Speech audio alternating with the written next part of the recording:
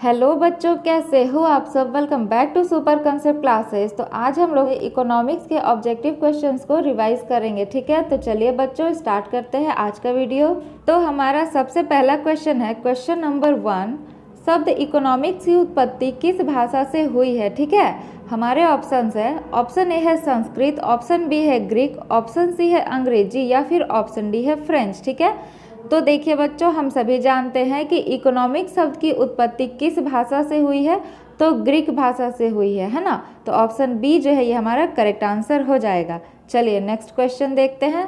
Next question है, एक उत्पादन संभावना वक्र का प्रत्येक बिंदु क्या प्रदर्शित करता है, तो वो प्रदर्शित करता है आर्थिक रूप से दक्ष उत्पादन को, ठीक है। तो ऑप्शन सी जो है ये हमारा करेक्ट आंसर हो जाएगा। चलिए नेक्स्ट क्वेश्चन देखते हैं।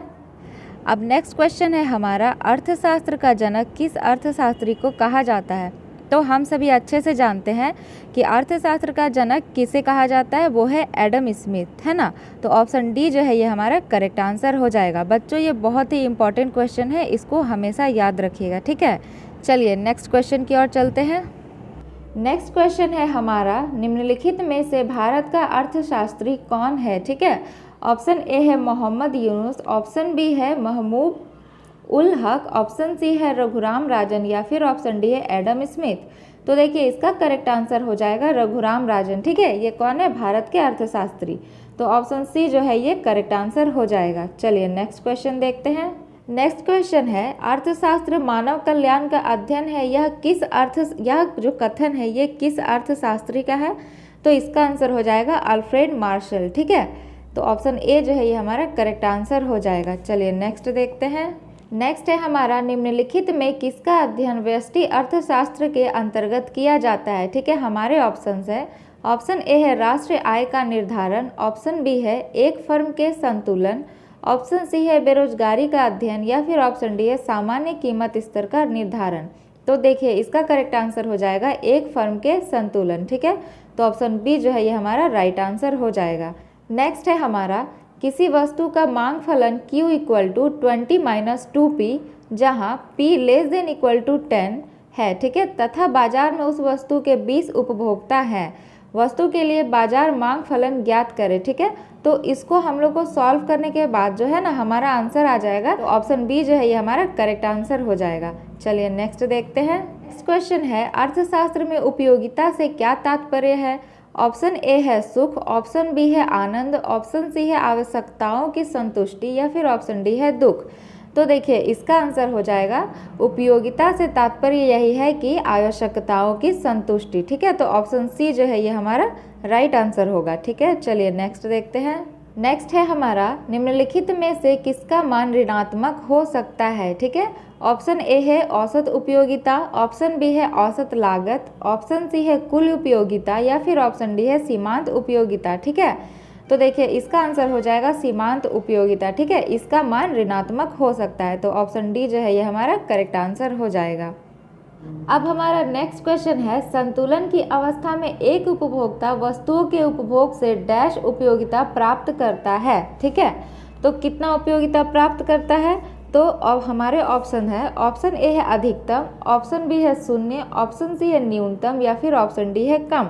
तो देखिए इसका आंसर हो जाएगा ऑप्शन ए अधिकतम, ठीक है। चलिए नेक्स्ट क्वेश्चन देखते हैं। नेक्स्ट क्वेश्चन है हमारा, एक बजट रेखा पर अवस्थित किसी बंडल के क्रय करने पर एक उपभोक्ता की डैश आय खर्च होती है, ठीक है।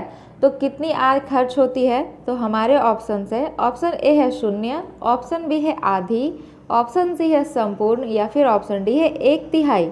तो देखिए इसका आंसर हो जाएगा संपूर्ण, ठीक है। एक बजट रेखा पर अवस्थित किसी बंडल के क्रय करने पर एक उपभोक्ता की संपूर्ण आय खर्च होती है। तो ऑप्शन सी जो है ये हमारा करेक्ट आंसर हो जाएगा। चलिए नेक्स्ट क्वेश्चन देखते हैं। अब नेक्स्ट क्वेश्चन है, निम्न रेखा चित्र में मांग रेखा ए बी के मध्य बिंदु जी पर मांग की लोच क्या होगी, ठीक है। तो देखिए ये हमारा चित्र दिया गया है, ठीक है, और ये जी जो है ये मध्य बिंदु है, इस पर मांग की लोच क्या होगी ये हम लोग को बताना है। तो इसका आंसर हो जाएगा ऑप्शन बी, ठीक है, 1 होगी। मांग की लोच क्या होगी, 1 होगी, ठीक है। चलिए नेक्स्ट क्वेश्चन देखते हैं।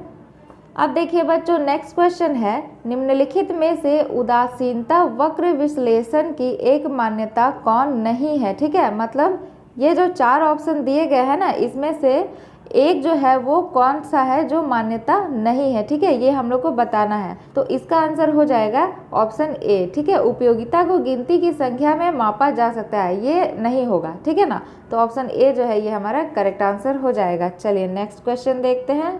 नेक्स्ट क्वेश्चन है हमारा, एक उपभोक्ता अपनी आय 20 रुपये को 2 वस्तुओं रसगुल्ला और गुलाब जामुन पर खर्च करने को इच्छुक है, ठीक है। तो दोनों वस्तुओं की कीमतें क्रमशः 4 रुपये और 5 रुपये तथा मात्राएं क्रमशः x एंड y है। तो बजट रेखा का समीकरण क्या होगा, ठीक है। तो देखिए, इसको सॉल्व करने पे जो बजट रेखा का समीकरण है वो हो जाएगा 4x + 5y = 20, ठीक है। तो ऑप्शन सी जो है ये हमारा करेक्ट आंसर हो जाएगा। चलिए बच्चों नेक्स्ट क्वेश्चन देखते हैं।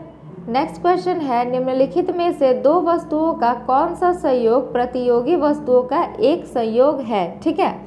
ऑप्शन ए है चाय और चीनी, ऑप्शन बी है ब्रेड और बटर, ऑप्शन सी है कार और पेट्रोल, या फिर ऑप्शन डी है पेप्सी और कोका कोला।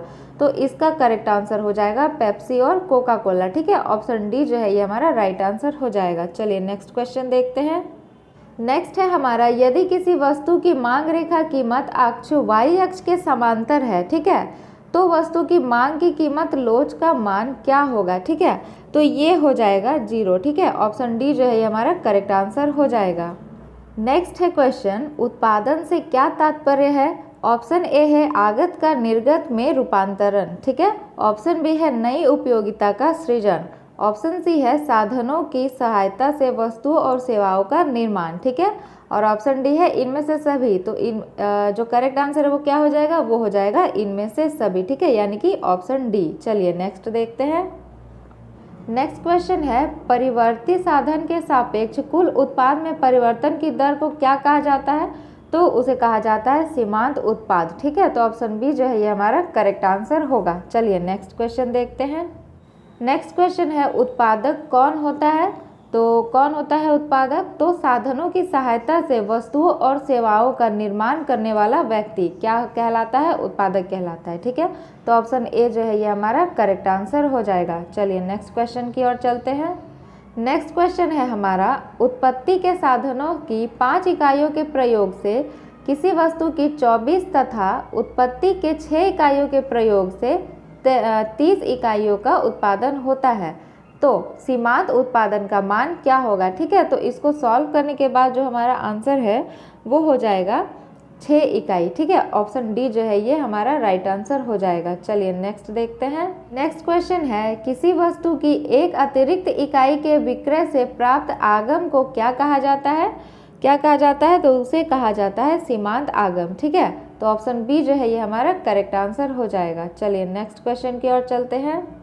नेक्स्ट है हमारा, उत्पादन की मात्रा में परिवर्तन के साथ किस प्रकार की लागत में परिवर्तन होता है। ऑप्शन ए है कुल स्थिर लागत, ऑप्शन बी है अवसर लागत, ऑप्शन सी है कुल परिवर्तनशील लागत, या फिर ऑप्शन डी है इनमें से सभी। तो देखिए इसका करेक्ट आंसर हो जाएगा कुल परिवर्तनशील लागत, ठीक है। उत्पादन की मात्रा में परिवर्तन के साथ किस प्रकार की लागत में परिवर्तन होता है, तो वो हो जाएगा कुल परिवर्तनशील लागत, यानी कि ऑप्शन सी हमारा करेक्ट आंसर हो जाएगा, ठीक है। नेक्स्ट है, किसी वस्तु का पूर्ति वक्र मूल बिंदु से गुजरता है तो पूर्ति की कीमत लोच का मान क्या होगा, ठीक है। किसी वस्तु का पूर्ति वक्र जब मूल बिंदु से गुजरता है तो पूर्ति की कीमत लोच का मान क्या होगा, तो वो हो जाएगा 0, यानी कि 0, ठीक है। तो ऑप्शन ए जो है ये हमारा करेक्ट आंसर हो जाएगा। चलिए नेक्स्ट क्वेश्चन देखते हैं। अब हमारा नेक्स्ट क्वेश्चन क्या है, मान लिया जाए कि एक बाजार में 3 एक जैसे फर्म है तथा वस्तु की कीमत 5 रुपये प्रति इकाई पर एक फर्म वस्तु की 50 इकाई की पूर्ति करता है, ठीक है। तो वस्तु की बाजार पूर्ति क्या होगी, ठीक है। तो इसको सॉल्व करने के बाद जो हमारा आंसर है वो हो जाएगा 150 इकाई, ठीक है। तो ऑप्शन डी जो है ये हमारा करेक्ट आंसर हो जाएगा। चलिए नेक्स्ट देखते हैं। नेक्स्ट है, एक उत्पाद किसी वस्तु की 5 इकाई बेचकर 50 रुपये तथा उसी वस्तु की 6 इकाई बेचकर 70 रुपये प्राप्त करता है, तो सीमांत आगम का मान क्या होगा, तो ये हो जाएगा 20 रुपये, ठीक है। ऑप्शन डी जो है ये हमारा करेक्ट आंसर हो जाएगा। नेक्स्ट क्वेश्चन है, लाभ अलाभ बिंदु की प्राप्ति होती है जब, हमारा ऑप्शन ए है एम आर तथा एम सी बराबर होता है, ऑप्शन बी है ए आर और ए सी बराबर होता है, ऑप्शन सी है टी और टी सी बराबर होता है, या फिर ऑप्शन डी है टी आर और एम सी बराबर होता है। तो देखिए इसका करेक्ट आंसर हो जाएगा जब टी आर और एम सी बराबर होता है। ठीक है, तो ऑप्शन डी जो है ये हमारा करेक्ट आंसर हो जाएगा। नेक्स्ट क्वेश्चन है, अल्पकाल में एक उत्पादक उत्पादन बंद करता है जब कीमत ऑप्शन ए है न्यूनतम एसी के बराबर होती है, ऑप्शन बी है न्यूनतम एमसी के बराबर होती है, ऑप्शन सी है न्यूनतम एबीसी से अधिक होती है, या फिर ऑप्शन डी है न्यूनतम एबीसी से कम होती है। ठीक है, तो इसका आंसर क्या हो जाएगा, जब न्यूनतम एबीसी से कम होती है। ठीक है, अल्पकाल में एक उत्पादक उत्पादन बंद करता है जब कीमत न्यूनतम एबीसी से कम होती है। तो ऑप्शन डी जो है ये हमारा करेक्ट हो जाएगा। नेक्स्ट क्वेश्चन है, दीर्घकाल में एक पूर्ण प्रतियोगी फर्म को किस प्रकार का लाभ प्राप्त होता है। ऑप्शन ए है ऋणात्मक लाभ, ऑप्शन बी है असामान्य लाभ, ऑप्शन सी है सामान्य, या फिर ऑप्शन डी है हानि। तो इसका करेक्ट आंसर हो जाएगा सामान्य लाभ। ठीक है, तो ऑप्शन सी जो है ये राइट हो जाएगा। चलिए नेक्स्ट देखते हैं।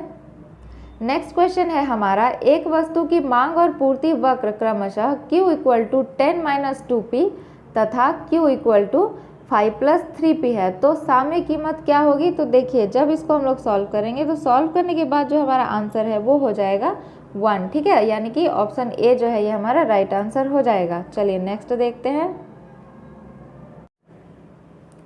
नेक्स्ट क्वेश्चन है, किसी वस्तु की कीमत में 5% की वृद्धि करने से उसकी पूर्ति की मात्रा में 4% की वृद्धि हो जाती है। ठीक है, तो पूर्ति की कीमत लोच का मान क्या होगा। तो इसको सॉल्व करने पे हमारा जो आंसर है वो हो जाएगा 0.8। ठीक है, तो ऑप्शन सी जो है ये करेक्ट हो जाएगा। चलिए नेक्स्ट देखते हैं। नेक्स्ट क्वेश्चन है हमारा, किसी फर्म के लाभ को इनमें से किसके द्वारा प्रदर्शित किया जाता है।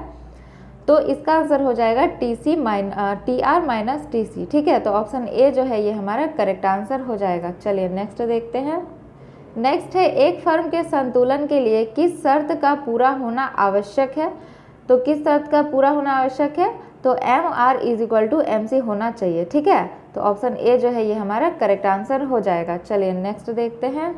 नेक्स्ट है, एक पूर्ण प्रतियोगी बाजार में वस्तु की संतुलन कीमत में वृद्धि हो सकती है जब पूर्ति में कमी होती है। ठीक है, तो ऑप्शन सी जो है ये हमारा करेक्ट आंसर हो जाएगा।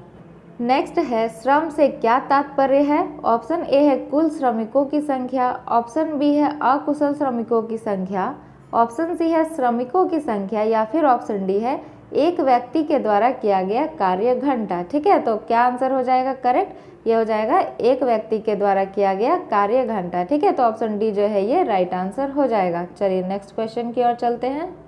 अब देखिए नेक्स्ट है, यदि श्रम का सीमांत उत्पाद MPL तथा वस्तु का मूल्य P है तो श्रम के सीमांत उत्पाद का मूल्य ज्ञात करने का सूत्र डैश है। ठीक है, तो उसको ज्ञात करने का सूत्र फॉर्मूला जो है वो क्या हो जाएगा, वो हो जाएगा P × MPL। ठीक है, तो ऑप्शन ए जो है ये हमारा राइट आंसर हो जाएगा। नेक्स्ट है, एक एकाधिकारी वस्तु की मांग की लोच 1 से अधिक होती है जब ऑप्शन ए है सीमांत आय 0 होती है, ऑप्शन बी है सीमांत आय धनात्मक होती है, ऑप्शन सी है सीमांत आय औसत आय के बराबर होती है, या फिर ऑप्शन डी है सीमांत आय ऋणात्मक होती है। तो इसका आंसर हो जाएगा सीमांत आय धनात्मक होती है, यानी कि ऑप्शन बी। ठीक है, चलिए नेक्स्ट देखते हैं। नेक्स्ट क्वेश्चन है, दीर्घकाल में संतुलनावस्था में एकाधिकार की तुलना में पूर्ण प्रतियोगी बाजार में उत्पादन की मात्रा डैश होती है। ठीक है, तो क्या हो जाएगा, अधिक होती है। ठीक है, ऑप्शन बी जो है ये राइट हो जाएगा। नेक्स्ट क्वेश्चन है, विभेदीकृत कीमत किस बाजार की विशेषता होती है। तो एकाधिकार बाजार की विशेषता होती है। ठीक है, तो ऑप्शन बी जो है ये हमारा करेक्ट आंसर हो जाएगा। चलिए नेक्स्ट क्वेश्चन देखते हैं। नेक्स्ट क्वेश्चन है, दीर्घकाल में असामान्य लाभ की प्राप्ति किस बाजार में होती है। ऑप्शन ए है पूर्ण प्रतियोगिता, ऑप्शन बी है शुद्ध प्रतियोगिता, ऑप्शन सी है एकाधिकार, या फिर ऑप्शन डी है स्थानीय बाजार। तो देखिए इसका करेक्ट आंसर जो है ना वो हो जाएगा एकाधिकार। ठीक है, ऑप्शन सी जो है ये हमारा करेक्ट आंसर हो जाएगा। चलिए लास्ट क्वेश्चन देखते हैं। अब हमारा लास्ट क्वेश्चन है, एकाधिकार में क्रेताओं की संख्या होती है तो कितनी होती है। तो 1 होती है। ठीक है, तो ऑप्शन ए जो है ये हमारा करेक्ट आंसर हो जाएगा। तो बच्चों हमने 40 क्वेश्चन ऑब्जेक्टिव के डिस्कस किए हैं आज के वीडियो में। चलिए मिलते हैं नेक्स्ट वीडियो में।